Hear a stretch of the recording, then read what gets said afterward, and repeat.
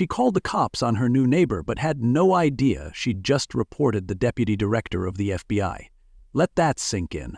One moment, she thought she was protecting the neighborhood. The next, she found herself standing on the porch of Popular Drive, unknowingly lighting the fuse on a bomb built out of bias. And here's the kicker. If you think this can't happen where you live, you haven't been paying attention. If your gut reaction is disbelief, good, keep listening. Because what Clarice Whitman didn't know that day wasn't just about identity. It was about accountability, about the cost of making assumptions louder than facts, and about how fast your safe little world can crumble when the truth rings your doorbell. If this story punches you in the chest even a little, like, share, and subscribe, because the only way to stop this from repeating is to talk about it. Clarice Whitman, 52, Plano, Texas. Her porch was her throne, her lemonade the scepter, her binoculars the crown. In her mind, she wasn't a neighbor, she was a sentinel, the self-appointed mayor of Popular Drive, the one who noticed if your Halloween pumpkins rotted past November, who remembered which kid broke the mailbox in 2014, who judged your front yard like it owed her rent. She wasn't evil, she was confident, proud. She thought she was the thermostat for the street. If the neighborhood changed temperature, she adjusted the dial. And on that particular Saturday, the sun was hot, the air syrupy, and the quiet buzz of summer hummed like it had something to say.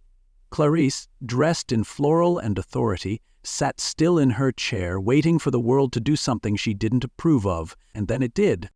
There, at the corner house, the one the Hendersons used to own before arthritis sent them fleeing to Arizona, lay a woman.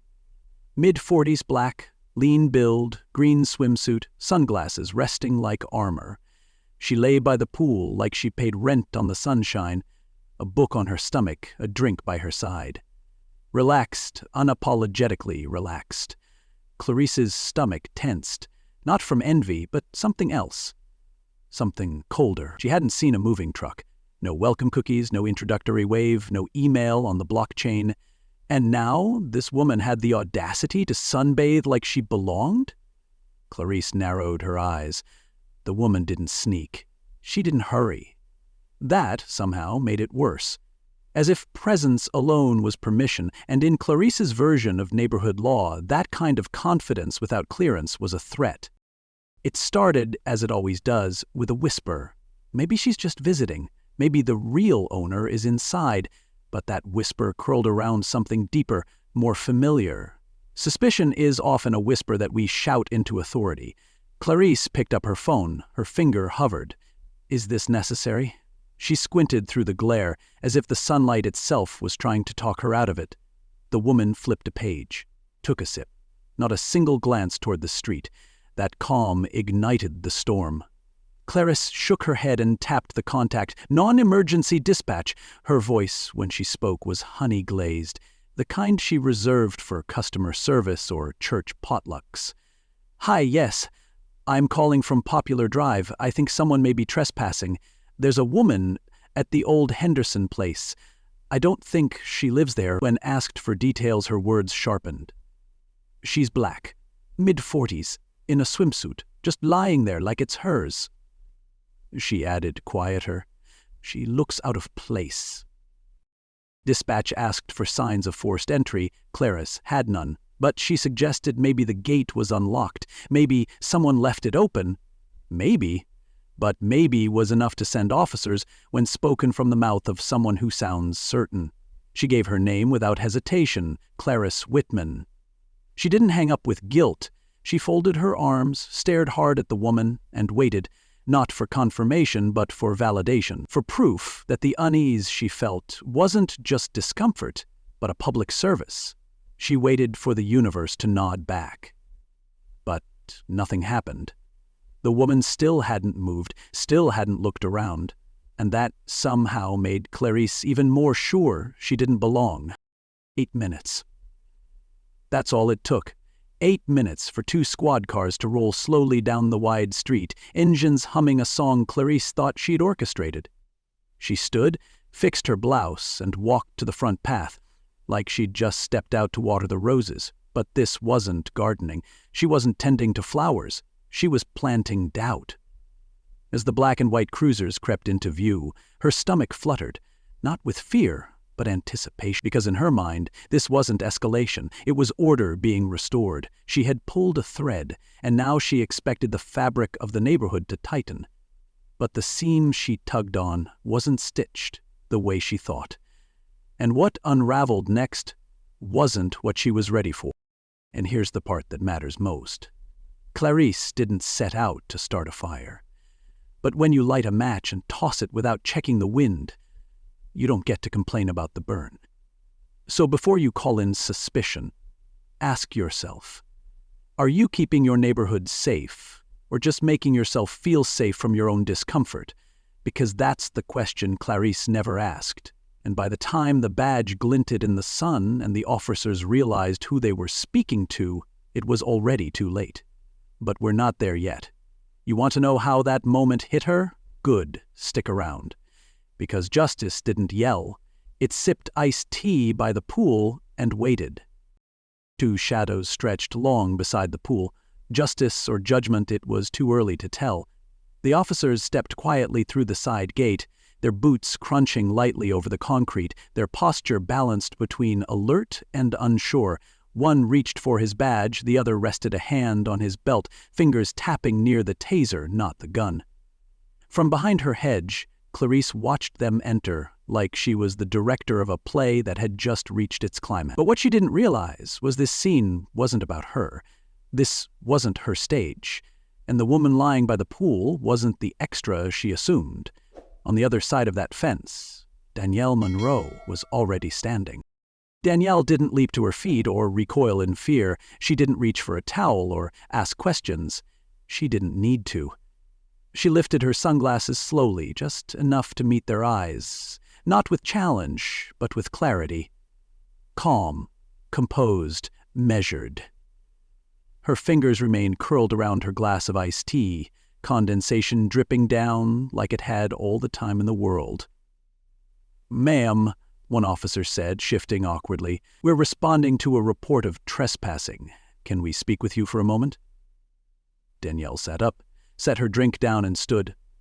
Not fast, not hostile. Like a woman who had rehearsed this scene too many times to flinch, she adjusted her swimsuit strap, brushed her book from her lap and, with perfect stillness, asked a question that punched harder than any protest. "Do you usually ask people sunbathing in their own backyard to show ID, or only when they look like me?" That silence you just felt? The officers felt it too. Officer Ortega, older, tan-skinned, badge-reading crisp on his chest, cleared his throat. His partner, younger, pale, already sweating despite the shade, looked down. Danielle didn't move. "It's just standard protocol," the younger one offered. "Nothing personal." She gave a tight smile, the kind that isn't made of joy but restraint. It's always nothing personal, until it is. Then, without another word, she walked over to a patio cabinet, opened a leather tote, and unzipped an inside pocket. When she turned back around, she wasn't holding an apology or an excuse. She was holding her badge. Federal Bureau of Investigation. Deputy Director. The emblem caught the sun. It didn't shine, it shut the air up. Ortega took a step back. Perry blinked. Danielle didn't gloat, didn't scold. She let the gold speak. "I bought this house 3 weeks ago," she said. "Moved in last Friday. I haven't had time to shake hands or bake pies because I've been in Washington preparing Senate testimony." Another pause. Her voice remained calm, but behind it was a history. "Today I took the afternoon off to sit by my pool, alone, on my property." She tilted her head, eyes fixed on Ortega. "And I didn't expect guests." That line landed like a closing argument, the kind that doesn't raise its voice, because it doesn't have to. Back on the porch, Clarice stood frozen, eyes narrowing between the slats of her fence, but unable to hear the words. What she saw, though, was enough. The officers didn't cuff. They didn't question. They nodded. One reached for a notepad, then hesitated and tucked it away, and then they left.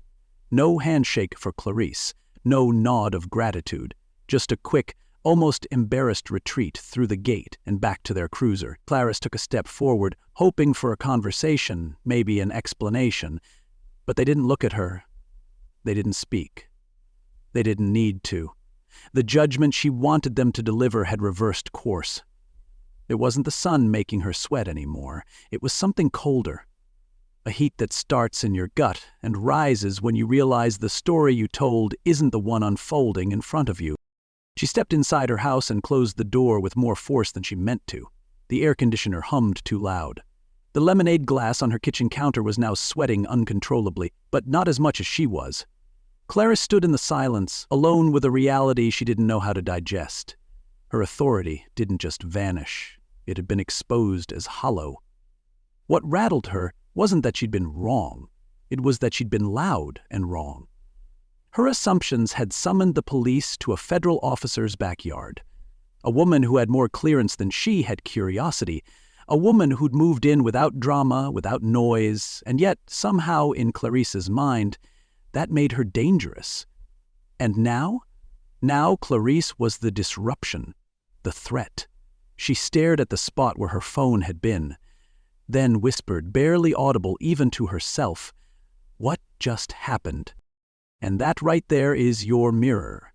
Maybe you've never called the cops on a neighbor. Maybe you've never assumed guilt from a distance.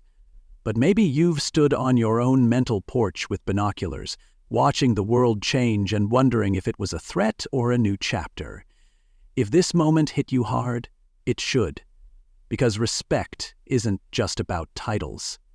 It's about recognizing who people are before they have to prove it. Share this story, start the conversation, because every neighborhood has a Clarice, and every Clarice needs to learn before they're the ones being watched. Clarice hadn't meant to check Facebook, not really. She just needed distraction, maybe a distraction that would confirm she'd done the right thing, but her finger hovered over the app longer than it should have, and when she finally opened it, she didn't even get through one scroll before it hit her. There it was. Blurry photo, crooked through a fence slat. 2 officers in a backyard. A woman in a swimsuit holding what looked suspiciously like a bat. The caption read, "When the new neighbor turns out to be a boss." 1,000 likes, dozens of comments, and none of them kind. This is why folks mind their business.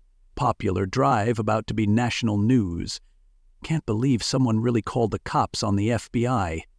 Clarice's throat tightened. Facebook used to be her garden of shared recipes and grandbaby pictures. Today, it felt like a courtroom. Facebook is the new town square. And Clarice was standing trial.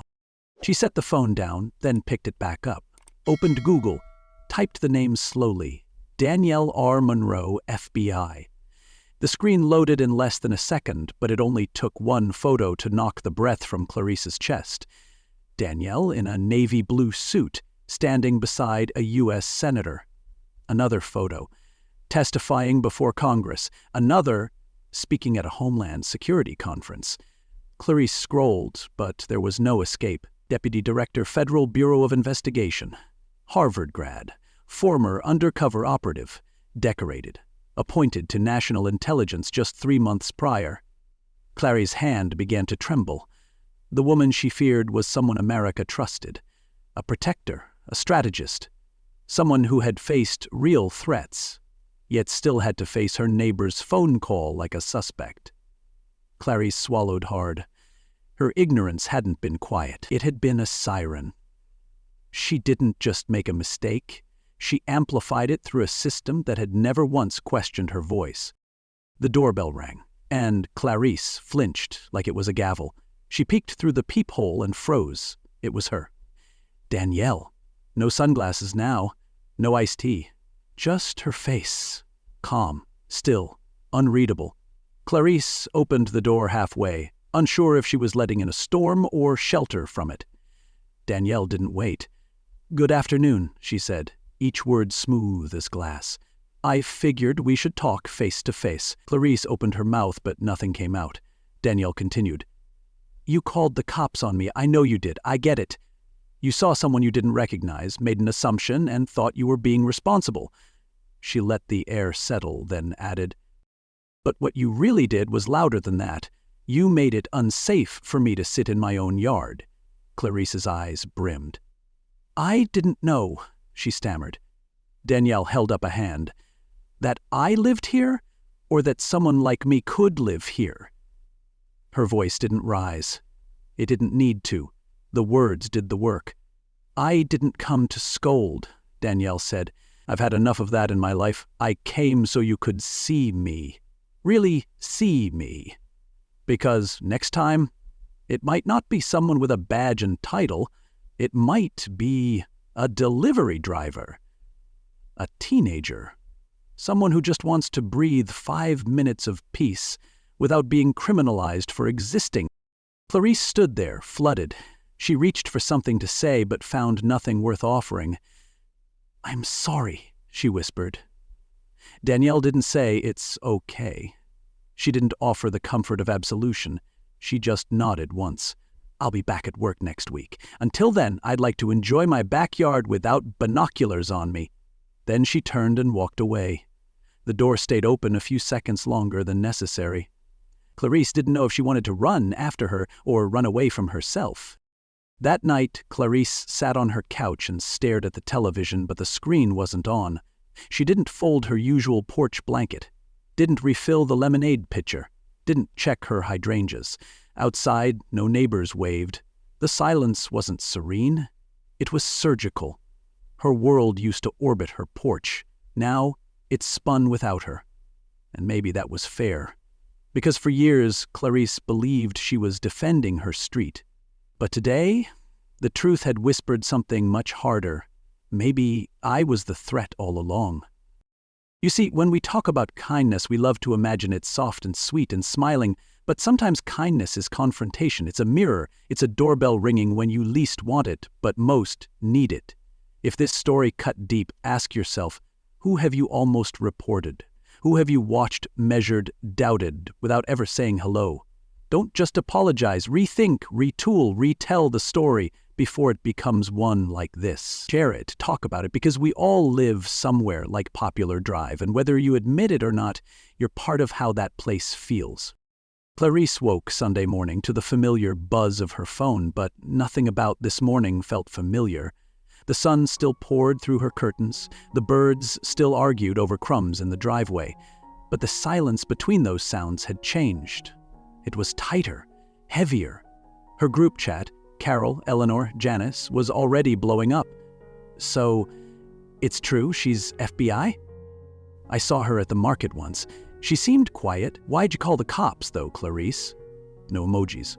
No, "You were just looking out for us." Just questions. And not the kind that came with understanding, the kind that came with distance. Clarice stared at the screen.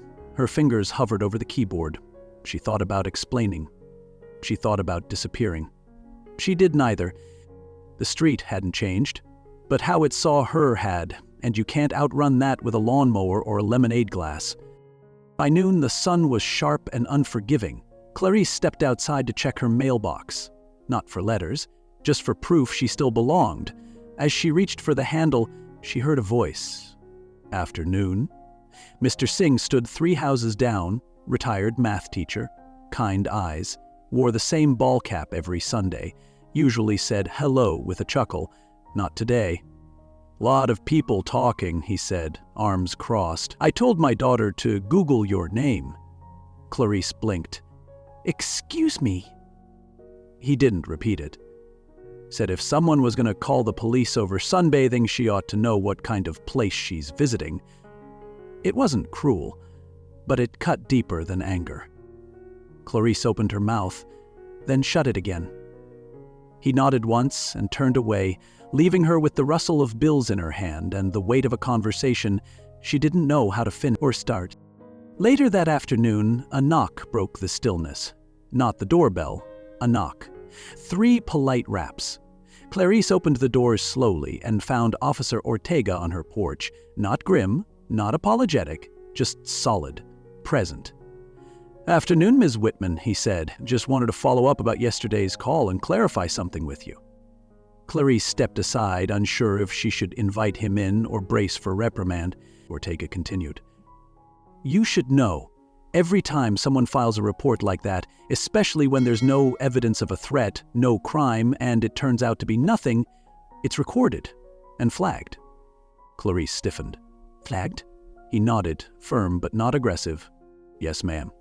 Because if it becomes a pattern, the person making those calls may be investigated for harassment, even for racial bias, depending on context. The word bias hung in the air like fog. We take our time seriously, Ortega added, and we take this community's peace seriously too. Clarice tried to muster a defense, but it tasted wrong in her mouth. I was just trying to keep the neighborhood safe, she said quietly. Ortega didn't flinch. Safe from what, exactly? The words didn't echo. They pierced. He tipped his head respectfully, then walked back to his cruiser. No citation, no punishment. Just a truth that had no receipt. Clarice closed the door and leaned against it, breathing shallow and fast. Her defense had always been, I meant well. But good intentions don't erase harm, especially when they wear the badge of assumption and speak into police dispatch like gospel. She didn't sit on the porch that night, didn't trim her hedges, didn't wave at cars driving by. She stayed inside, blinds open just enough to see the world moving without her. Once she was the queen of the glance, the one who could raise an eyebrow and make a neighbor rethink their trash bins. Now she was the one people glanced at and then looked away. Conversations that used to include her now paused when she walked past. The silence wasn't passive. It was intentional. It was consequence. Her lemonade glass stayed in the sink untouched. The binoculars hadn't moved since Friday. The throne had emptied itself. And here's what's real. Shame doesn't always come wrapped in noise. Sometimes it walks the sidewalk beside you. Sometimes it crosses the street without saying why. And sometimes it knocks, polite and firm, wearing a badge that doesn't scold, but reminds. If you've ever thought you were just looking out, ask yourself, for whom? If you've ever picked up a phone based more on discomfort than danger, ask yourself, what story were you hoping to write? Because every call leaves a mark, and some of them don't come off. If this moment made you quiet, let it make you vocal too.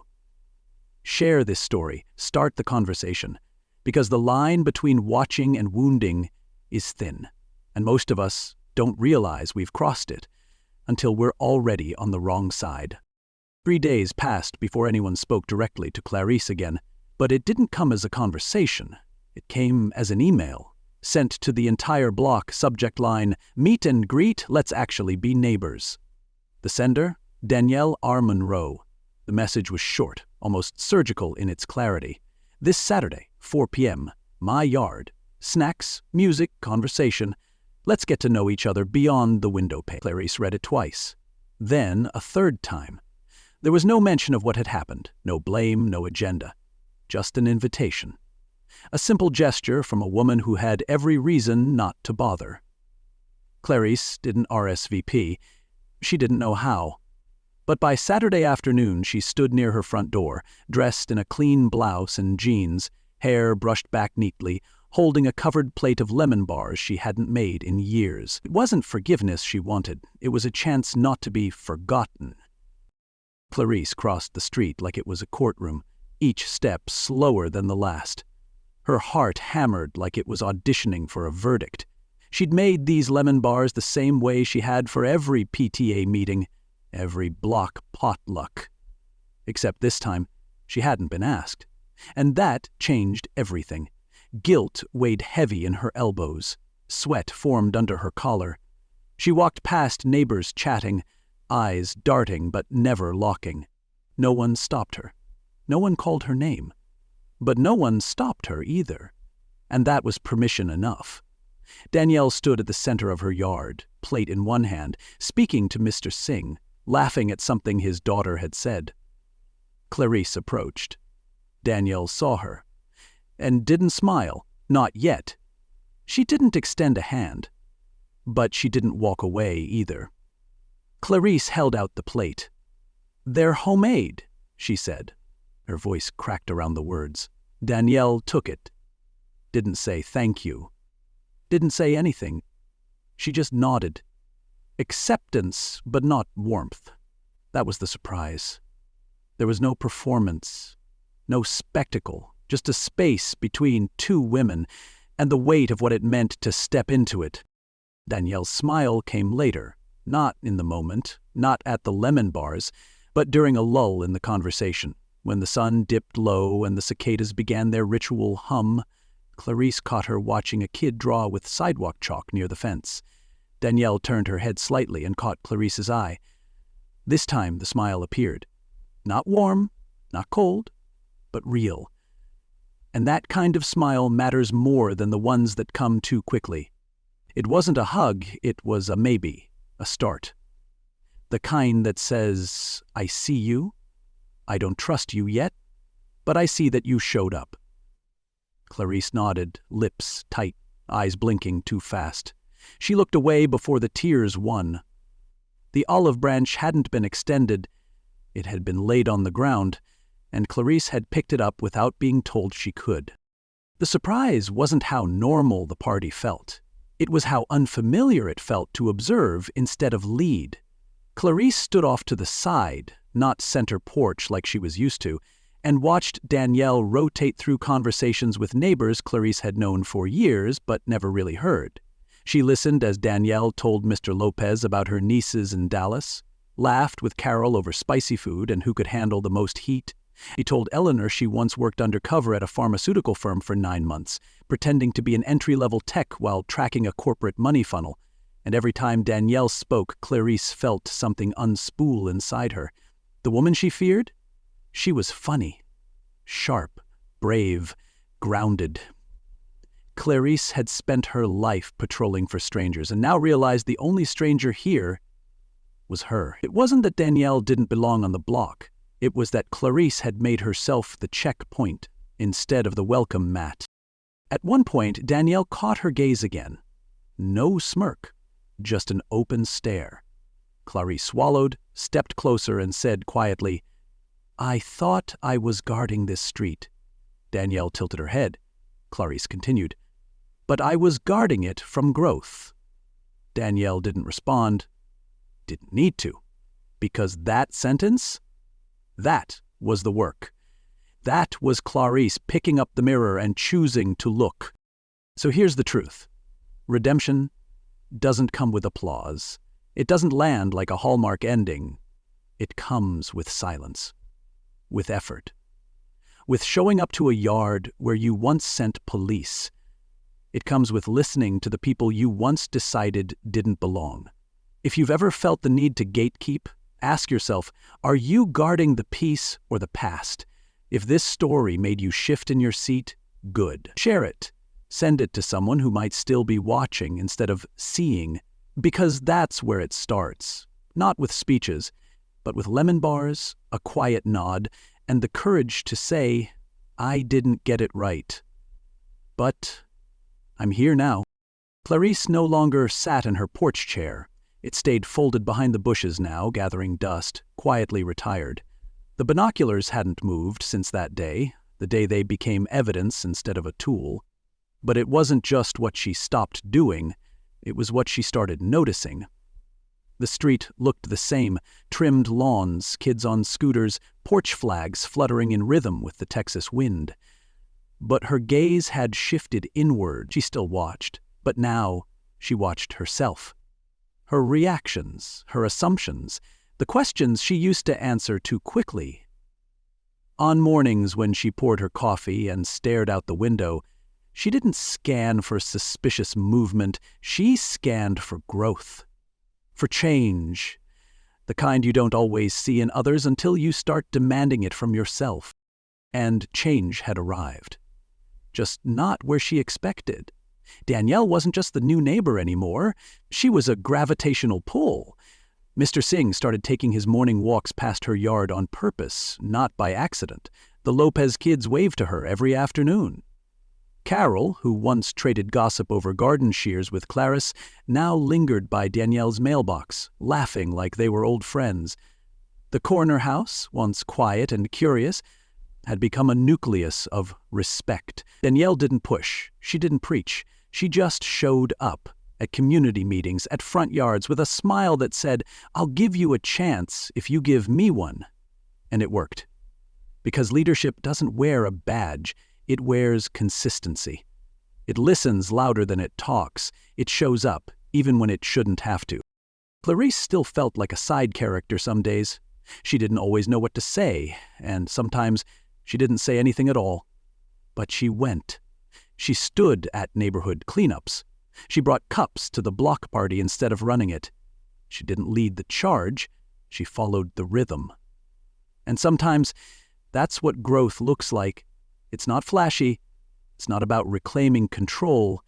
It's about releasing it and trusting the community to shape itself without your blueprint.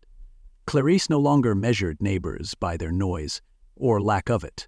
She stopped reading quiet as threat, stopped mistaking unfamiliar for unwanted. The woman who once saw herself as the neighborhood's compass had become its student instead.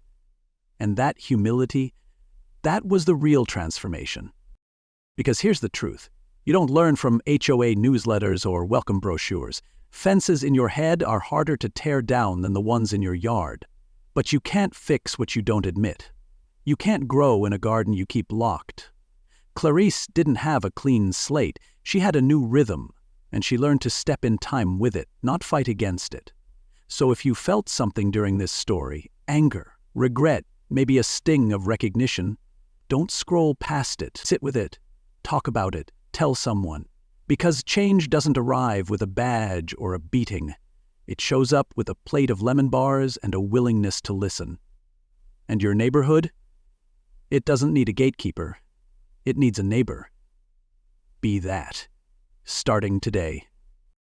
Leave a comment below to let us know where you are watching from, and if you like fascinating stories like this, don't forget to hit that subscribe button, because tomorrow we have another incredible story, and there are many surprises waiting for you in the next parts.